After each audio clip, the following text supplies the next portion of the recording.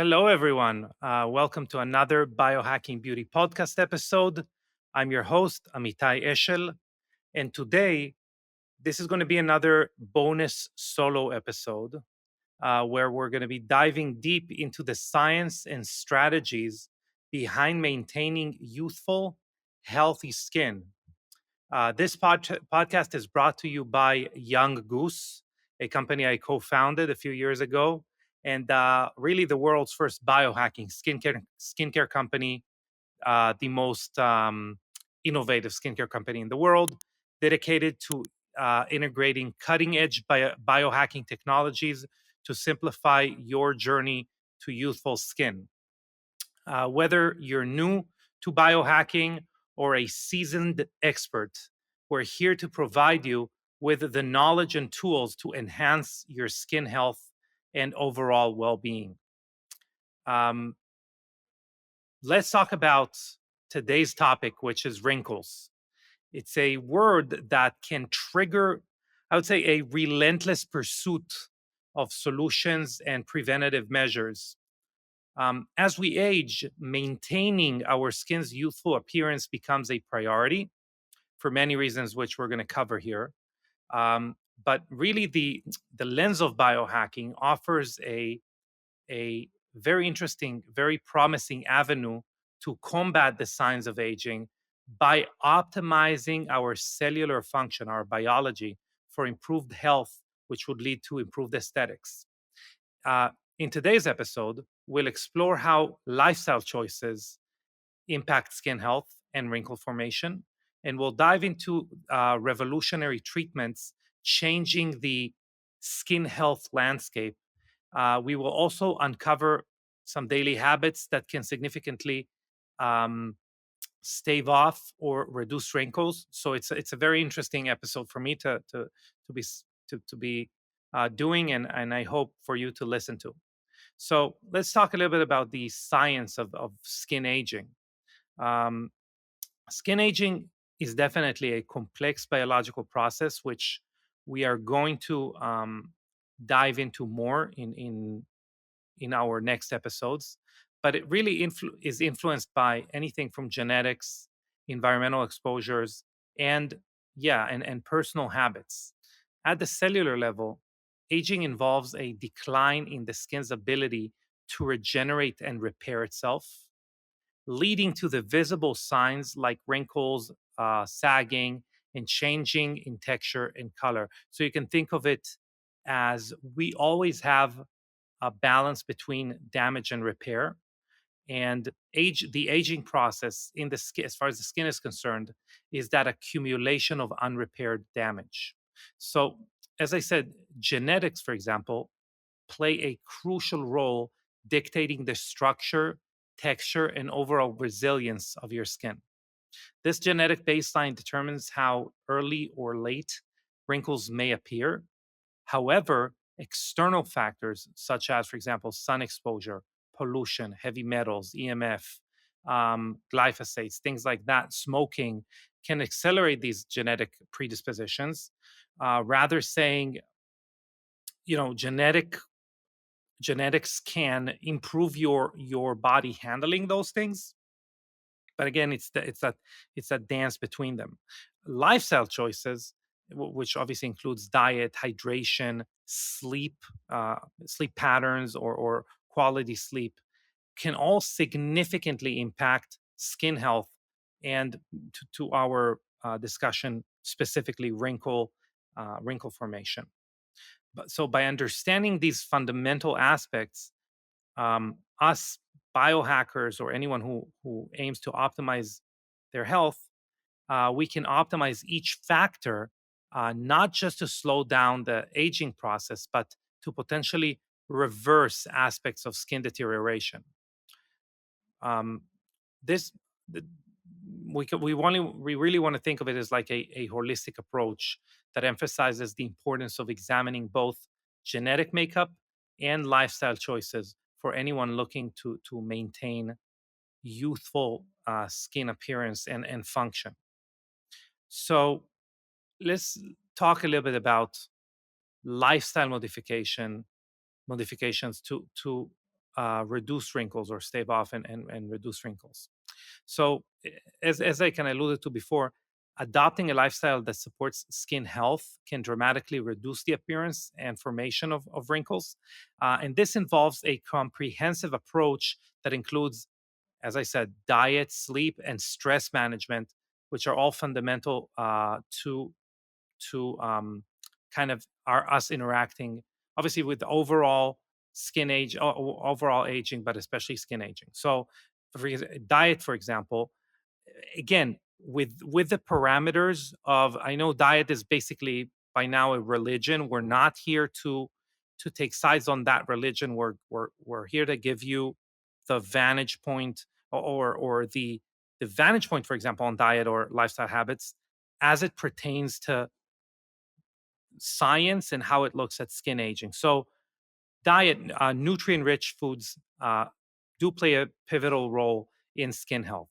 For example, antioxidant rich foods like berries, nuts, and leafy greens protect the skin from free radical damage. Omega 3, for example, omega 3 fatty acids, which are found, for example, in fish, um, such as salmon, are essential for maintaining skin elasticity. Staying hydrated is also crucial, as water helps keep the skin plump and resilient, minimizing the appearance of fine lines. I actually wrote a kind of review of things that I kind of new science or new research that came to light, like a recap of last year on my personal Instagram. And one of the things was correlation between hydration and longevity, which I thought is very interesting. Obviously, there's a lot of discussion around, you should stay hydrated. It's good for you. It's not good for you. But science was not 100% clear on that, and we're starting to understand that this is playing a huge role in longevity. Obviously, most people who care about their skin um, do know that staying hydrated is important. Another thing that has become more and more popular, I would say, thanks to people like Andrew Huberman, um, Dr. Matt Walker, and others, Molly Eastman from Sleep is a Skill. I just gave it away. Is sleep. So, quality sleep is vital for the body's repair and regeneration process. During sleep, the body undergoes crucial repair mechanisms that are essential for healthy skin. So, lack of sleep increases stress hormones, which can exacerbate skin aging.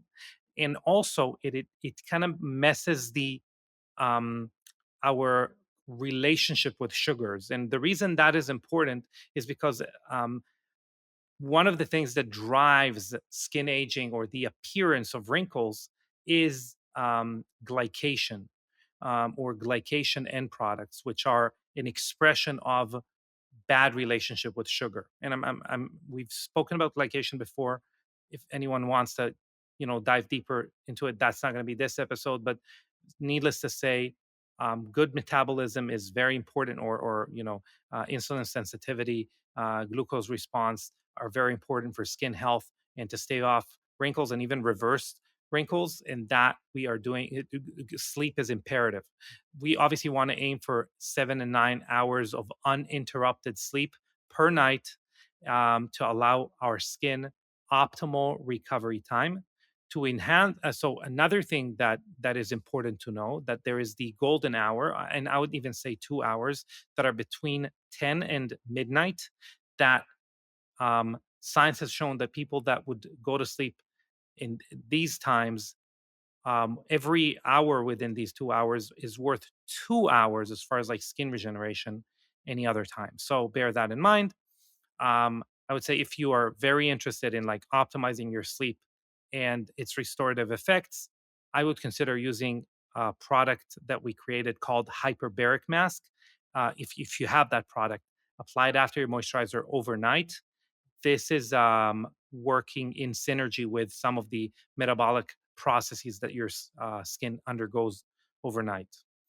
Um, let's talk about stress, which is obviously connected to sleep. It also, cortisol is a hormone, is the stress hormone, aside from other Catecholamines such as norepinephrine and dopamine are we have a better relationship with them um, while we sleep. Um, chro- Talking about stress specifically, whether it is around sleep or not, chronic stress can lead to inflammation, which negatively impacts skin health and accelerates aging. Another thing that happens is again this overexpression of cortisol increases something that are called MMPs, especially MMP2, and MMP2 is known to drive skin aging. Techniques like meditation, yoga, non-sleep deep rest. Just go and go to YouTube and look for NSDR, non-sleep deep rest, and regular physical activity reduce stress and improve not only your skin's appearance, but its overall health. Um, so not only wrinkles, but overall health. Let's talk a little bit about revolutionary skincare technologies. um, the fusion of cutting edge science with skincare has led to some revolutionary advancement. For example, so talking from our vantage point, our Youth Reset Serum and Youth Daily Moisturizer feature bioactive ingredients like nano encapsulated precursors, spermidine, is actually broad spectrum spermidine, and its precursors that is called Selvio that we've developed together with a company called Longevity Labs, which they have a product called Spermidine Life. Ergothioneine is another antioxidant that is really um, becoming popular in the market. Um, and obviously our darling Ectoin, the Ectoin protein, are all designed to ignite the skin's natural renewal process and things around that. And these are incredible ingredients to use if you're looking to reverse some of the signs of aging, like wrinkles. Let's talk a little bit about red light therapy. Obviously, this is a non-invasive treatment. This is not a laser that's going to create any damage. It actually uses low wavelength, low intensity. I'm sorry, red and near infrared wavelengths to penetrate deep into the skin layers and stimulate a few things. Stimulates the mitochondria, which helps with things like collagen production, enhances circulation, and with that blood, we have the building blocks that we need. And by the way, that would increase hydration as well and promote wound healing and recovery if you have done some of the treatments that we're going to talk about afterwards. So red light therapy is really celebrated for its effectiveness in reducing or in preventing some wrinkle formation, and together with other stimulation for repair, anything from like retinoids to spermidine that we talked about, um, and microneedling, some of the things that we're going to talk about later. It can really also help us reverse the wrinkles that already have formed. Um, Again, it also improves skin tone without harsh chemicals or invasive procedure.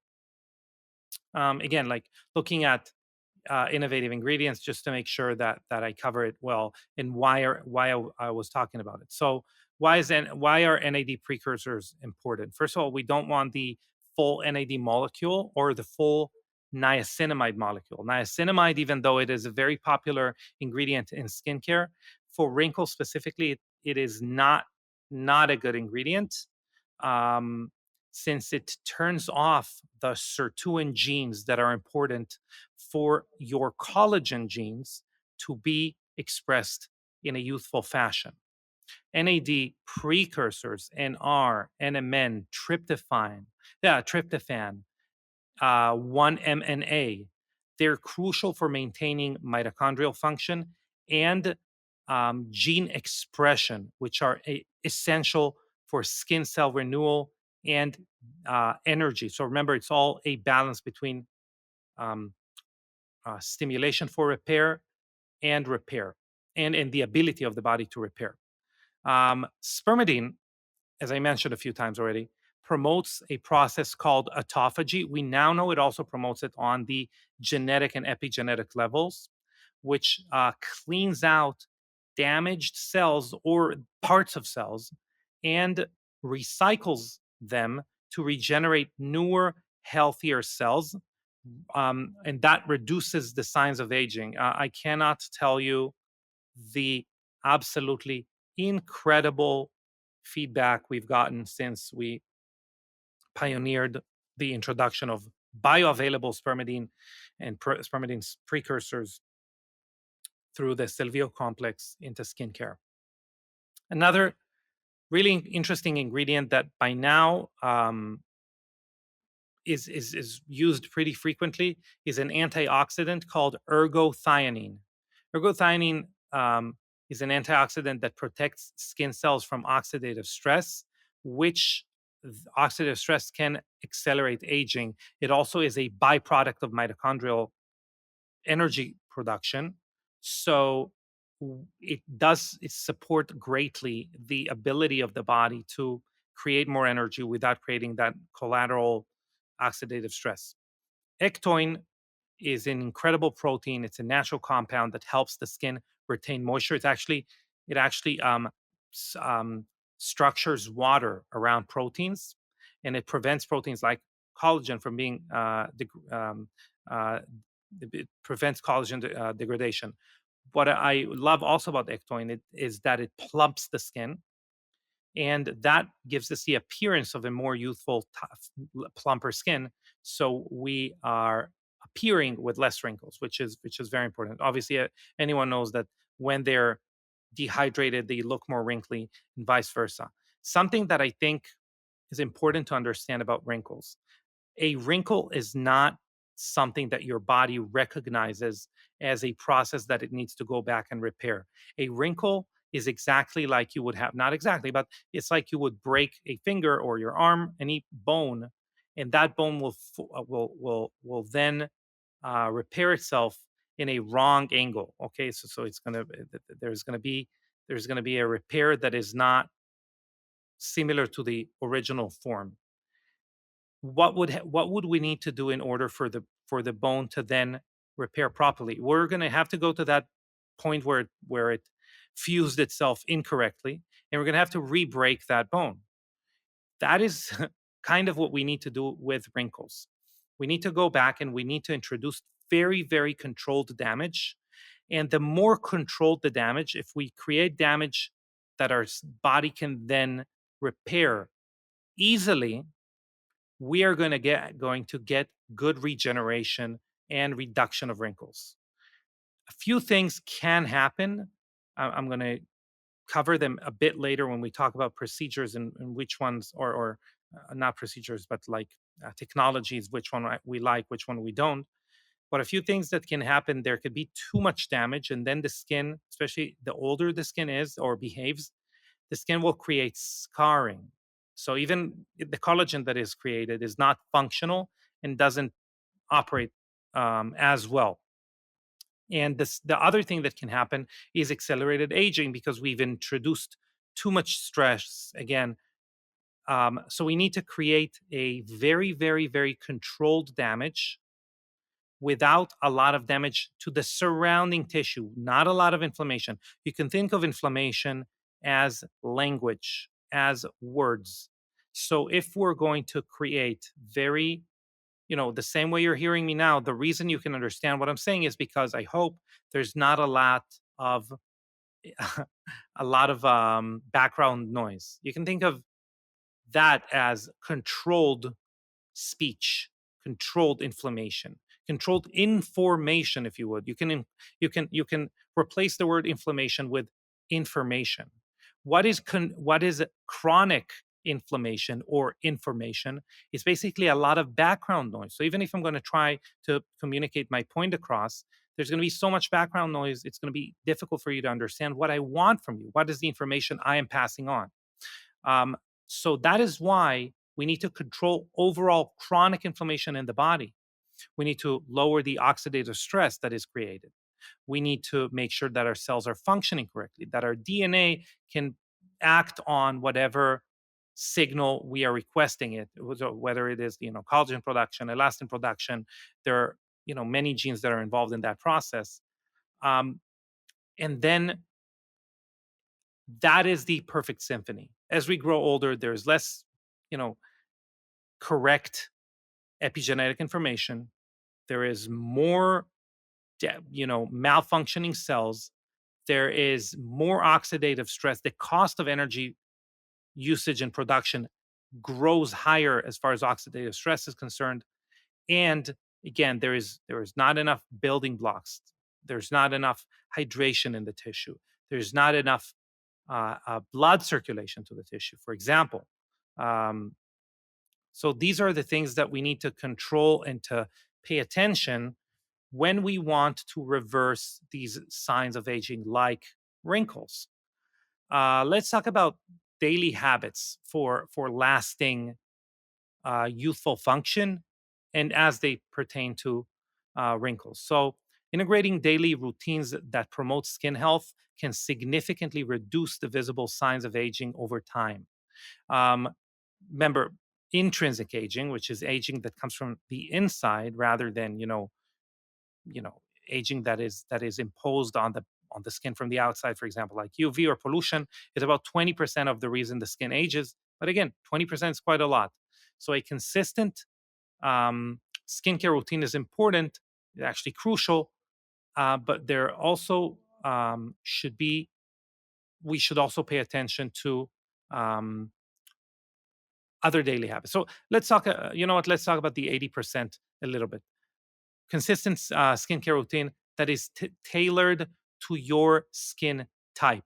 This should include a cleansing with a product that is capable of eliminating environmental aggressors like pollution and heavy metals. There's a phenomenon that is not really spoken about that is called sticky skin. Sticky skin is skin that has affinity or that kind of holds on to or cannot schleff off these environmental aggressors, and they kind of stay on the skin, creating inflammation, creating chronic inflammation, if you would.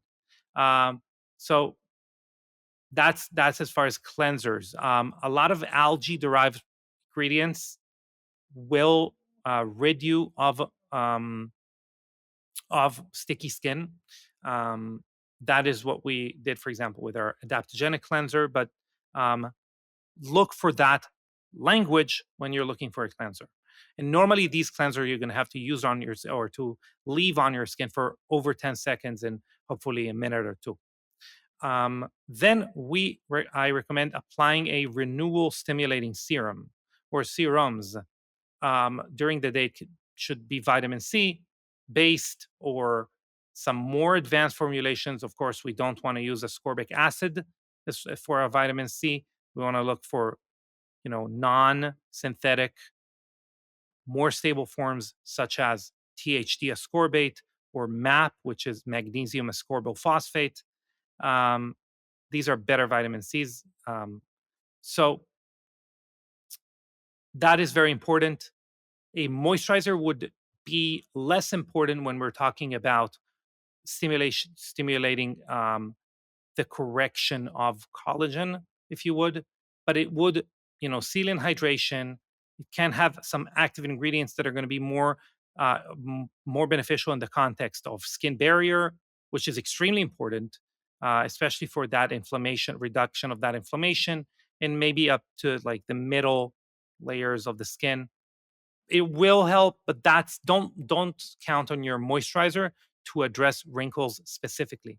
For that, we want to use a serum that can penetrate deeply and that has these renewal stimulating serums. For the evening time, again, use a retinol or a vitamin A, which you can use on a consistent basis, hopefully like every evening or every other evening. That is where you're going to see results, because retinol, the things that we want retinol to do, which is to increase cellular turnover, increase cellular renewal, these effects are only lasting 24 hours. So everything else that you're seeing, redness, peeling, irritation, anything like that, it's surface level. It does not renew collagen. Okay. So if you use your tretinoin like once a week, great. You have now 24 hours, which this tretinoin stimulates collagen renewal, okay, or skin renewal. After that, it's collateral damage. Everything else, collateral damage. So if you can use tretinoin every other day, great, do that. But if you can't, find a vitamin A, find a retinol, retinol, you know, obviously that is why we've developed bioretinol to be basically biomimetic, mimic how your body uses retinol, so you could use it on a more regular basis. That is the most important thing. Of course, if you do use something like retinol, but in general, applying a daily protection against UV damage and environmental aggressors is like super, super, super important. That is the basis of fighting wrinkles. We don't want to go one step forward, two steps back. Another important thing is if you're going outside and there's a lot of pollution in the evening, maybe you're going to a party or to dinner, whatever, you should still use something that protects you from environmental aggressors, because for like pollution or heavy metals, because they're there. Okay, so look for that language when you're looking for your UV protectant, like a sunblock. Normally, you can look for a sunblock that has a good antioxidant within the formulation. You can look for Ectoin or more advanced ingredients that we use, like lipochromin 6, which would give you 360 degree of protection against those environmental aggressors aside from UV damage. But even if you're only interested in UV damage and you kind of are taking what I'm saying with a grain of salt, which you shouldn't, there are many studies showing that in Western society, we age more from environmental aggressors than we are from the sun, because there's so many of them. And there's also, we don't get out a lot to the sun. But even if you only care about sun protection, studies show that sunblocks that have good antioxidants matched with them in the same formulation significantly outperforms one that do not. So they're actually even doubly as effective. So bear that in mind. Let's talk about the 20%, the dietary supplements, or what we can take orally in order to kind of boost our wrinkle defense and kind of renewal. So antioxidants are extremely important. Vitamin C, for example, again, not ascorbic acid, but as far as oral supplements, sodium ascorbate or calcium ascorbate are going to be your best bet. Just to give you a name of a company, for example, Quicksilver Scientific is a great company that has a vitamin C that is sodium ascorbate. We had obviously Lior Share here on the podcast. She has a product that is called Pure, P-U-R-C, P-U-R-C. This is physician dispensed, so reach out to them or find a physician that can dispense that. As far as vitamin E, again, very important to help combat free radical damage as well. While, again, collagen supplements improve skin elasticity, but they don't do it directly like most people think, like they are magically just migrating in their whole form from your stomach all the way to your wrinkle, between your eyebrows. What they do is they provide the building blocks, which then are used when we stimulate renewal. So collagen supplements without the signal for renewal are completely useless. Completely useless. Your body needs the very controlled inflammatory signal in order to then recruit that renewal process, including those, amino acids that collagen holds within it, in order to repair wrinkles or improve elasticity. Omega-3 fatty acids, as I mentioned, are essential for maintaining the skin's lipid barrier, keeping it hydrated and youthful, and also lowering inflammation, which helps us. You could also use a molecule that I'm recently obsessed with, which is called fatty 15. It's also a fatty acid. It's just a much newer fatty acid, and studies show that it actually outperforms omega-3 fatty acids. I actually take both, so bear that in mind. Physical activity. So regular exercise increases blood flow to the skin, delivering oxygen and nutrients that support skin health and cellular turnover. Exercise also helps reduce stress, which can have a direct impact on your skin's appearance by lowering cortisol level, which we've spoken about before, which potentially reduces anything from like breakouts to other stress-related skin issues. And obviously, we talked about MMPs and wrinkles. But I would also say that exercise helps your lymphatic system move. Your lymphatic system is what kind of clears toxins and extra fluid from your system. Gua sha obviously helps with that as far as skin is concerned. But bear in mind that the lymphatic system doesn't have a pump like the heart to pump and help it moving. It is reliant on your muscles contracting. Let's talk a little bit about professional treatments um, as far as wrinkles.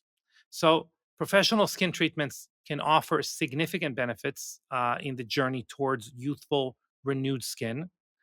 Um, and what I would say is that techniques like microneedling, chemical peels, dermaplaning, and laser resurfacing are very effective at promoting skin renewal, and they can reduce the appearance of wrinkles. It's very important to know that choosing the right treatment depends on individual skin type, conditions, and goals. So, just as an example, if you look at the microneedling episode we had here, I highly recommend, going and checking that out. There are parameters that I've outlined there that would kind of tell you, is that a good place to get my microneedling done or not? But consulting with a skincare professional for personalized advice is always advisable. So do your research beforehand. Um, I wonder if I should go into what I would kind of stay away from. Yes, so wave based technologies for the most part are not the way to reduce wrinkles. Okay, so things like, for example, high intensity frequency ultrasound or radio frequency um, are really, I would just go ahead and say they're a sham as far as the ability to what is claimed as like collagen production. First and foremost, these are energies that go significantly deeper than your collagen layer in the skin. And they actually get absorbed in fat, they get absorbed in deeper tissue, etc. That's number one. Number two, what most people what most people most professionals that deal with them would tell you is that you should come back, every month, every 2 months, every 3 months, um, multiple times a month. And it's important to know that the first 3 months, 4 months, what you are seeing are not results. What you are seeing is, it's kind of a result, but it is inflammation of the tissue that has been irradiated. Why is that important? Because this is going to go away. Your body is working on solving that. Okay, this is very uncontrolled inflammation, by the way, which your body, instead of solving it by creating this pristine, youthful collagen matrix, is actually going to create significant scarring. It's going to change the function of that tissue. You're creating scar tissue in your skin, and you are also minimizing vascularity. Okay, you're killing off blood vessels, which are, as I mentioned, very important. Then the reason you feel like the results has gone away after 3-4 months, which is hilarious, is because that inflammation has been resolved, and now you're left with a permanent scar tissue. And the funny thing is that these are your results. Enjoy. Now you think to yourself, oh, the results are gone. I need to go and do another treatment. So you see that cycle is an insincere cycle, and you're actually making your skin older. That, one of the newer hallmarks of aging that has been introduced in 2022 in Copenhagen is mechanical alterations. So you're literally targeting that hallmark of aging and making your skin older or your tissue older by doing those treatments. So stay away from wave based treatments. Let's talk a little bit about injectables. Injectables are obviously a popular option for immediate wrinkle reduction and facial volume restoration. Um, uh, Botulism, for example, temporarily paralyzes, so what we know as Botox, temporarily paralyzes muscles to smooth lines, while fillers, particularly those based on hyaluronic acid, restore volume. Um, the problems with first of all, Botox does increase, toxic load in the body. If this is your vice, go ahead and do that. It also contributes to muscle atrophy. And I would recommend like a professional um, facial uh, fascial work, facial massage, if you would, towards the end of your time that you're like 2 weeks before you're getting re-injected, and that is to make sure that we are clearing out the toxins that are there, and kind of helping your body not to accumulate that toxicity, and move it around a little bit. um as far as like hyaluronic acid fillers, they tend to change the the actual structure of the tissue. They cause gelling of the tissue, which means that they kind of morph your tissue to they kind of fuse together with your tissue, and they actually last years in your skin, and not your skin actually, subdermal tissue. So I would, you could do them if you want. If that's your vice, again, go for it. But if you wanted a better option, I would recommend going to like a super professional person, and talking with them about fat grafts, for a more natural alternative. Obviously, we had Dr. Cameron Chestnut, uh, renowned plastic surgeon, on the podcast.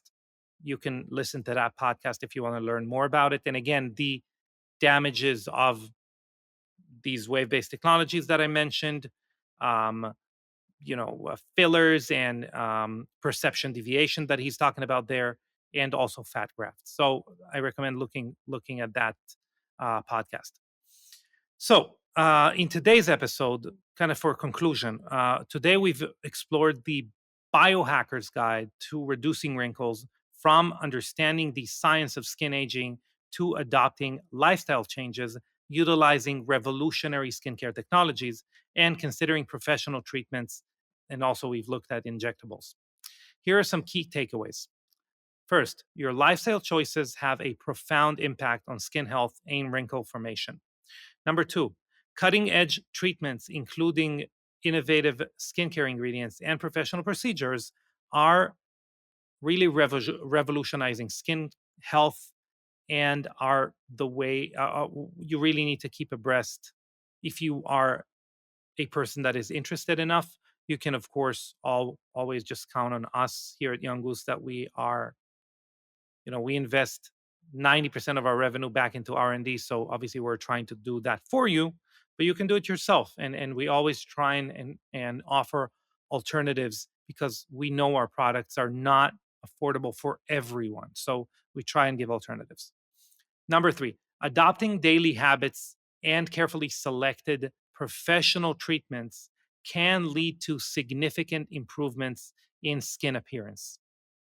Consider personalizing your skincare routine further by taking our Young Goose skincare quiz to find a system that's right for you. Tailoring your approach to include biohacking techniques, proper nutrition, and professional treatments can transform not just your skin, but overall well-being. Um, I really want to thank you for joining us on the Biohacking Beauty Podcast.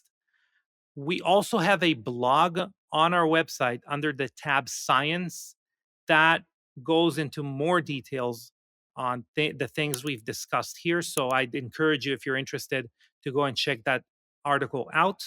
If you've enjoyed today's episode, I really encourage you to please leave us a review on Apple Podcasts and share it with your friends. If you have a question about skincare or biohacking, please send them our way, and we might answer them in an upcoming episode. So until next time, keep biohacking your beauty for a healthier, younger looking skin. Thank you very much.